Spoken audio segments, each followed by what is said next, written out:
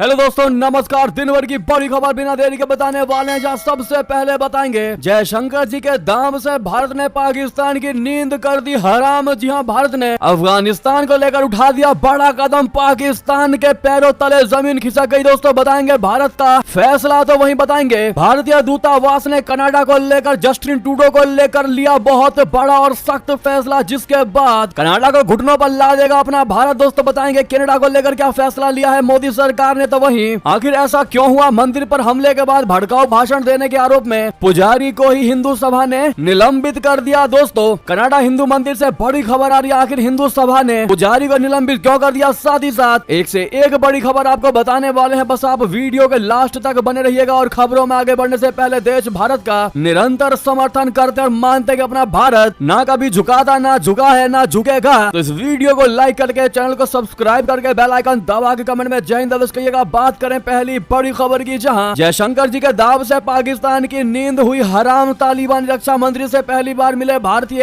अफसर। दोस्तों अफगानिस्तान की सरकार को सत्ता से बाहर करके साल 2021 में तालिबान ने वहां कब्जा कर लिया। इसके बाद से अफगानिस्तान और भारत के बीच रिश्तों में स्थिरता आ गई थी, लेकिन दोनों देशों के बीच नए सिरे से रिश्तों को गढ़ने के लिए बुधवार को विदेश मंत्री जयशंकर जी ने एक भारतीय प्रतिनिधिमंडल को काबुल भेज दिया, जहां उनकी मुलाकात 1996 में तालिबान सरकार में पूर्व सर्वोच्च नेता रह चुके मुल्ला उमर के बेटे मोहम्मद याकूब मुजाहिद से हुई। टाइम्स ऑफ इंडिया की एक रिपोर्ट में बताया गया कि नाम न बताने की शर्त पर एक अफगान अधिकारी के अनुसार यह बैठक इस बात का संकेत है कि भारत न केवल देश को अपनी मानवीय सहायता बढ़ाने के लिए तैयार है, बल्कि काबुल में शासन को आधिकारिक रूप से मान्यता दिए बिना भी पुनर्निर्माण प्रयासों में सहायता करने के लिए तैयार है। इस बैठक में तालिबान की ओर से बार बार आश्वासन दिए गए हैं कि वे भारत के खिलाफ आतंकी गतिविधियों के लिए अफगान क्षेत्र का उपयोग नहीं होने देंगे। इसने भारत को आश्वस्त कर दिया है कि काबुल के साथ जुड़ाव को गहरा करने का सही समय हो सकता है। जी हाँ, इस बैठक में याकूब ने भारत के साथ मजबूत संबंधों के इतिहास का भी जिक्र किया, लेकिन पाकिस्तान को इससे मिर्ची लग सकती है। इस मुलाकात के बाद उसकी आंखों की नींद उड़ गई है, क्योंकि अफगानिस्तान के साथ पाकिस्तान के रिश्ते तल्ख हैं। तालिबान की गतिविधियों को लेकर मतभेदों के कारण तालिबान के पाकिस्तान के साथ संबंध खराब होते जा रहे हैं। 1.5 महीने पहले ही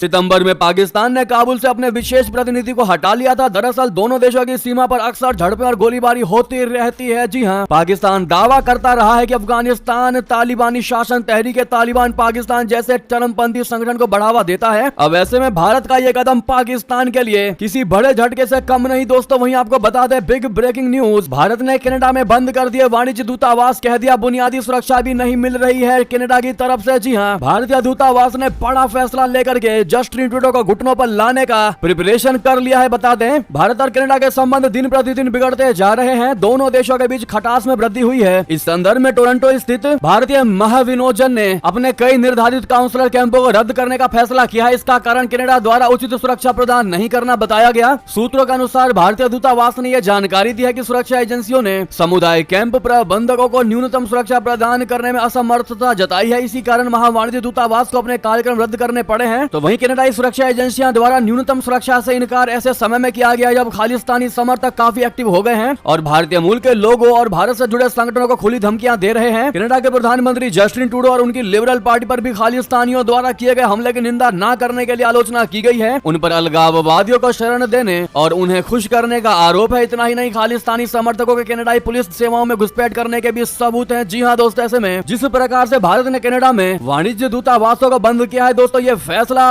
कनाडा को वाकई में घुटनों पर लाकर बैठा देगा। तो वहीं बता दें कनाडा से ही खबर है दोस्तों, मंदिर पर हमले के बाद भड़काऊ भाषण देने के आरोप में उस मंदिर के पुजारी को ही निलंबित कर दिया गया और ये कार्रवाई हिंदू सभा ने की है। दरअसल क्यों ऐसा किया गया आपको बता दें, कनाडा के ब्रैम्पटन स्थित हिंदू सभा मंदिर में खालिस्तानी कट्टरपंथियों के हमले मामले में हिंदू सभा मंदिर मैनेजमेंट ने भी कार्रवाई की है। मंदिर प्रशासन ने अपने एक पुजारी को निलंबित कर दिया है। इस पुजारी पर 3 नवंबर को मंदिर में हुई झड़पों के दौरान हिंसक बयानबाजी करने का आरोप है। दरअसल सोमवार को ब्रैम्पटन स्थित हिंदू सभा मंदिर के बाहर खालिस्तानी कट्टरपंथी भारत सरकार के खिलाफ प्रदर्शन कर रहे थे। अचानक प्रदर्शनकारी हिंसक हो गए और मंदिर पर हमला बोल दिया। इस दौरान खालिस्तानी कट्टरपंथियों ने कई हिंदुओं की भी पिटाई की। इस मामले में अब एक नया मोड़ निकलकर सामने आया है। दोस्तों पुजारी पर बड़ी कार्रवाई की गई है। ब्रैम्पटन के मेयर पैट्रिक ब्राउन ने पुजारी के कृत्य की निंदा करते हुए कहा कि अधिकांश सिख कनाडाई और हिंदू कनाडाई सद्भावना से रहना चाहते हैं और हिंसा बर्दाश्त नहीं करते। मामले में मंदिर प्रशासन ने जांच के दौरान एक पुजारी का भाषण आपत्तिजनक पाया, जिसके बाद उसको हटा दिया गया। अब आपके मन में सवाल उठेगा कि ऐसा पुजारी ने क्या कह दिया कि पुजारी को ही हटा दिया गया। दरअसल दोस्तों इस हमले के दौरान पंडित राजेंद्र प्रसाद ने लोगों को संबोधित करते हुए उनसे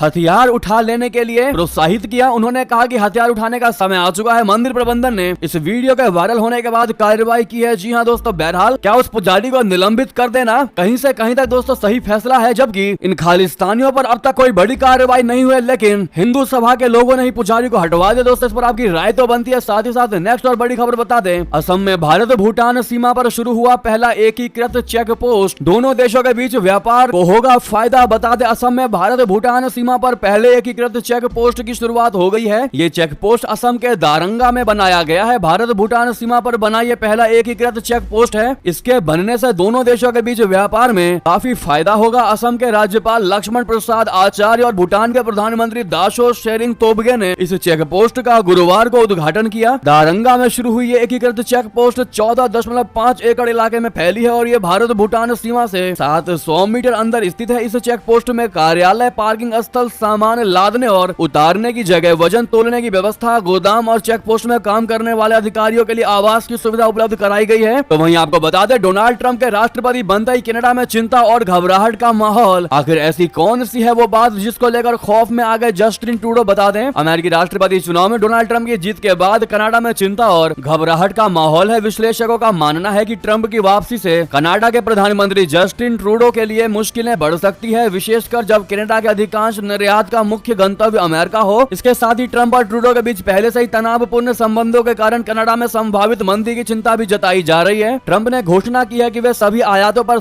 10% टैरिफ लगाएंगे और अमेरिकी ऊर्जा उत्पादन को प्राथमिकता देंगे। इस नीति का सीधा असर कनाडा पर पड़ेगा, जो चौथे स्थान पर सबसे बड़ा कच्चा तेल उत्पादक देश है। कनाडा का 75% निर्यात अमेरिका को जाता है और ऐसे में ये टैरिफ कनाडा की अर्थव्यवस्था पर गहरा प्रभाव डाल सकता है। वहीं बता दें, डोनाल्ड ट्रंप की जीत के बाद किस डर से अचानक सऊदी अरब पहुंच गए Pakistani army chief crown Prince से कर दी मुलाकात। जी हाँ, पाकिस्तान के आर्मी चीफ जनरल असीम मुनीर अचानक से ही सऊदी अरब की यात्रा पर निकल गए और वहां पहुंचकर तुरंत क्राउन प्रिंस मोहम्मद बिन सलमान से मुलाकात की। पाकिस्तान आर्मी चीफ ने इस मुलाकात को काफी खुफिया बना दिया। उनकी इस यात्रा का पाकिस्तानी सेना ने कोई ऐलान नहीं किया। इस खुफिया मुलाकात की जानकारी तब हुई जब सऊदी अरब ने एक बयान जारी किया। बयान के मुताबिक सऊदी अरब ने पाकिस्तान के साथ सैन्य और रक्षा संबंधों को मजबूत करने को लेकर हुए चर्चा की जानकारी दी। हालांकि पाकिस्तानी विश्लेषकों ने पाकिस्तान के आर्मी चीफ की इस यात्रा के पीछे का कारण जनरल असीम मुनीर के डर को बताया है। अमेरिकी राष्ट्रपति के चुनाव में डोनाल्ड ट्रंप के पूर्ण बहुमत से जीतने के तुरंत बाद पाकिस्तानी आर्मी के चीफ असीम मुनीर तुरंत सऊदी अरब की यात्रा पर निकल गए। बता दें कि ट्रंप की जीत के लिए पाकिस्तान में भी करोड़ों लोग मन्नतें मांग रहे थे। दरअसल डोनाल्ड ट्रंप पाकिस्तान के पूर्व प्रधानमंत्री और पीटीआई के नेता इमरान खान के बहुत करीबी माने जाते हैं। साल 2019 में इमरान खान और डोनाल्ड ट्रंप की मुलाकात भी हुई थी। बता दें कि पाकिस्तान आर्मी चीफ जनरल असीम मुनीर और इमरान खान के बीच तनाव काफी ज्यादा हो गया है और इसी वजह से पाकिस्तानी आर्मी चीफ टेंशन में है। पाकिस्तान के पूर्व प्रधानमंत्री और पीटीआई के नेता इमरान खान इस समय जेल में सजा काट रहे हैं। डोनाल्ड ट्रंप के सत्ता में वापस आने पर अब इमरान समर्थकों को यह उम्मीद है कि उनके नेता अब जेल से बाहर आ जाएंगे। तो वहीं दूसरी ओर पाकिस्तानी आर्मी चीफ इमरान खान को अभी जेल में ही रखना चाहते हैं। वो किसी भी कीमत पर इमरान खान को जेल से बाहर नहीं आने देना चाहता, लेकिन डोनाल्ड ट्रंप के आते ही उम्मीदें बढ़ चुकी है कि इमरान खान जेल से बाहर आ सकते हैं। साथ ही साथ नेक्स्ट खबर बता दें, राहुल गांधी की नागपुर रैली में बटी कोरे कागज वाली लाल किताब, बीजेपी ने उठाए गंभीर सवाल, कहा ये नकली संविधान। जी हां, लोकसभा में विपक्ष के नेता राहुल गांधी की नागपुर में आयोजित रैली को लेकर सियासी घमासान मच गया है। कांग्रेस ने नागपुर के सुरेश भट्ट सभागार में संविधान सम्मान सम्मेलन का आयोजन किया, जिसमें राहुल गांधी भी शामिल हुए। इस सम्मेलन में कांग्रेस ने संविधान की एक विशेष किताब, जिसे लाल किताब नाम दिया गया, उसको वितरित किया। हालांकि इस किताब को लेकर बीजेपी ने गंभीर आरोप लगाए हैं और इसको संविधान का अपमान करार दिया है। बीजेपी का दावा है कि इस किताब के भीतर कोई असली संविधान नहीं था, बल्कि ये सिर्फ एक खाली नोट पैड था। दरअसल राहुल गांधी की रैली में जो किताबें बांटी गई, उन किताबों का कवर डिजाइन भारतीय संविधान के प्रति से मिलता जुलता था। इन किताबों के कवर पर कॉन्स्टिट्यूशन ऑफ इंडिया लिखा हुआ था, लेकिन जब किताबों को खोला गया तो सामने आया कि पहले पेज पर तो संविधान का प्राकथन यानी प्रिम्बल लिखा था, लेकिन बाकी पृष्ठ पूरी तरह से खाली थे। ये किताब नोटपैड जैसी दिखती थी, जिसमें केवल खाली पन्ने थे। ये देख बीजेपी ने कांग्रेस पर निशाना साधते हुए कहा कि ये भारतीय संविधान का अपमान है। बीजेपी ने यह सवाल उठाया कि जब इस किताब को संविधान का प्रतीक बताया जा रहा था तो उसके अंदर के पन्ने खाली क्यों थे। बीजेपी के नेता इस पर तीखी आलोचना करते हुए कह रहे थे कि कांग्रेस संविधान को महज एक प्रतीक के रूप में इस्तेमाल कर रही है, जैसे किसी नोटपैड का उपयोग किया जाता हो। केंद्रीय मंत्री किरेन रिजिजू ने कांग्रेस पर हमला बोलते हुए कहा कि राहुल गांधी नहीं करते हैं संविधान का सम्मान। मुंबई में महाराष्ट्र विधानसभा चुनाव में प्रचार करने गए किरेन रिजिजू ने मल्लिकार्जुन खड़गे की प्रधानमंत्री मोदी पर की गई टिप्पणी को लेकर कहा कि कांग्रेस अध्यक्ष मल्लिकार्जुन खड़गे ने जो शब्द शब्द कहे हैं उनसे मैं बेहद दुखी हूँ। ये आपत्तिजनक है। आज पूरी दुनिया के लोग प्रधानमंत्री मोदी जी से प्रेरणा ले रहे हैं। कल ही डोनाल्ड ट्रंप ने राष्ट्रपति चुने जाने के बाद प्रधानमंत्री मोदी से बात की है। मैं पूरी दृढ़ता से कांग्रेस अध्यक्ष द्वारा प्रयोग किए गए शब्दों की निंदा करता हूँ। राहुल गांधी पर भी पलटवार करते हुए कहा कि राहुल गांधी ने नागपुर में संविधान सम्मेलन किया, लेकिन ये संविधान का सम्मान नहीं करते। डॉक्टर बाबा साहब अम्बेडकर और संविधान का अपमान करने के बाद कांग्रेस को उनके बारे में बोलने का कोई अधिकार नहीं। तो दोस्तों वहीं आपको बता दें, भारतीय वायुसेना करेगी 114 मल्टी रोल फाइटर एयरक्राफ्ट की डील। अमेरिका भी गड़ाए बैठा है नजर। दोस्तों अमेरिका दुनिया का सबसे ज्यादा ताकतवर देश है। हथियार मैन्युफैक्चरिंग और उससे जुड़ी तकनीक में भी अमेरिका को मात देना मुश्किल है। तकरीबन हर क्षेत्र में ये देश अन्य दूसरे देशों से आगे है। यही वजह है कि इस देश को सुपर पावर देश कहा जाता है। दुनिया के आधे से ज्यादा देश अमेरिका से सामरिक रिश्ते रखते हैं, जिनमें भारत भी शामिल है। अमेरिका के साथ भारत के रिश्ते काफी अच्छे हैं। वहीं यदि हम भारत की बात करें तो आज दुनिया के कई शक्तिशाली देश अमेरिका सहित रशिया, फ्रांस, जापान, यहाँ तक कि चीन भी भारत के साथ व्यापारिक रिश्ते बनाए रखना चाहता है। भारत दुनिया के उन चुनिंदा देशों में से एक है जो सबसे ज्यादा हथियारों का आयात और निर्यात कर रहा है। यही वजह है कि साल 2016 में अमेरिका ने भारत को मेजर डिफेंस पार्टनर के तौर पर मान्यता दी। इस वक्त भारत डिफेंस की एक बड़ी डील को अमली जामा पहनाने की तैयारी में है। भारतीय वायुसेना के लिए करीब 114 मल्टी रोल फाइटर एयरक्राफ्ट की डील की जानी है, जिस पर नजर दुनिया के कई शक्तिशाली देशों की है, जिनमें अमेरिका, रशिया और फ्रांस शामिल है। हालांकि अभी खरीद प्रक्रिया शुरू होनी है, लेकिन इस डील को क्रैक करने के लिए दुनिया की महाशक्तियां नजरें गड़ाए बैठी हैं। भारतीय वायुसेना के लिए जिन 114 मल्टी रोल फाइटर एयरक्राफ्ट की खरीद की जानी है, उसकी खरीद के लिए कई देश दावेदारी कर रहे हैं। इस रेस में सबसे आगे चल रहा है रशिया का सुखोई 35 और मिग 35। वहीं दूसरे नंबर पर है फ्रांस का राफेल, तीसरे पायदान पर है अमेरिका का F-21 और F-18। वहीं चौथे नंबर पर स्वीडन का ग्रिपेन और पांचवें नंबर पर है यूरोप का यूरोफाइटर टाइफून। जी हाँ, इसीलिए ये डील बहुत ज्यादा इंपोर्टेंट होता दिखाई दे रहा है। साथ ही साथ आपको बता दें, पाकिस्तान से यासीन मलिक की पत्नी का राहुल गांधी को लेटर, कहा उसको जेल से निकलवाइए, वो जम्मू में शांति फैलाएगा। जी हाँ, पाकिस्तान के प्रधानमंत्री की कैबिनेट की सदस्य रही मुशाल हुसैन मलिक ने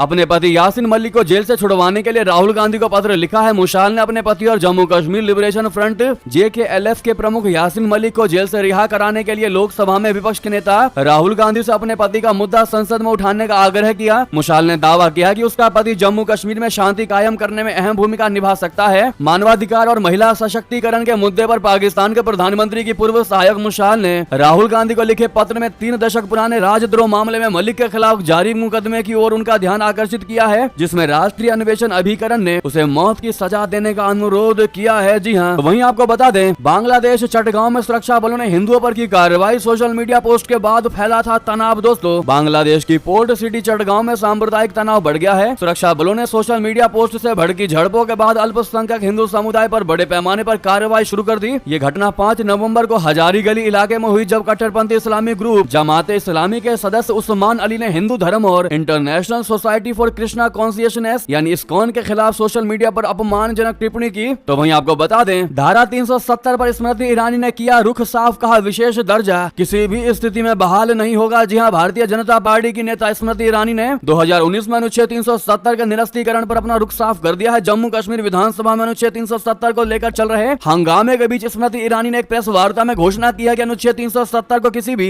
स्थिति में पुनः बहाल नहीं किया जाएगा। उनका बयान विपक्ष के इंडिया गठबंधन के नेताओं के खिलाफ था, जिसमें उन्होंने कहा कि भाजपा जम्मू कश्मीर को भारत का अभिन्न अंग बनाए रखने के प्रति पूरी तरह से प्रतिबद्ध है। ईरानी ने जोर देकर कहा कि मैं देश के नागरिकों को आश्वस्त करना चाहती हूं कि भाजपा किसी भी सूरत में आर्टिकल 370 को बहाल नहीं होने देगी। इसके साथ ही उन्होंने विपक्ष पर जम्मू कश्मीर के विशेष दर्जे को बहाल करने के प्रयास में उग्रवाद और आतंकवाद का समर्थन करने का भी आरोप लगाया। जी हाँ दोस्तों, वहीं आपको बता दें, सीएम नीतीश कुमार समेत लाखों श्रद्धालुओं ने दिया अस्ताचलगामी सूर्य को अर्घ, घाटों पर उमड़ी भीड़। जी हाँ, लोग आस्था का महापर्व छठ का आज तीसरे दिन पटना समेत पूरे बिहार में लाखों श्रद्धालुओं ने अस्ताचलगामी सूर्य को अर्घ दिया। श्रद्धालुओं ने जल में दूध डालकर सूर्य की अंतिम किरण को अर्घ दिया। सीएम नीतीश कुमार, स्वास्थ्य मंत्री मंगल पांडे समेत मंत्री और राजनीतिक दल के नेताओं ने भी भगवान भास्कर को अर्घ दिया। जी हाँ दोस्तों, ऐसे में हमारी पूरी टीम की ओर से आप सभी को छठ पूजा की बहुत बहुत शुभकामनाएं। बहरहाल ये टीवी की सारी बड़ी खबर, आपको खबर कैसी लगी बताना बिल्कुल मत भूलिएगा। वीडियो को लाइक करके, चैनल को सब्सक्राइब करके, बेल आइकन दबा के कमेंट में जय हिंद कहते हुए वीडियो को शेयर कर दीजिएगा। व्हाट्सएप, फेसबुक, ट्विटर यानी एक्स पर। मिलते अगली खबर में। बहुत बहुत धन्यवाद।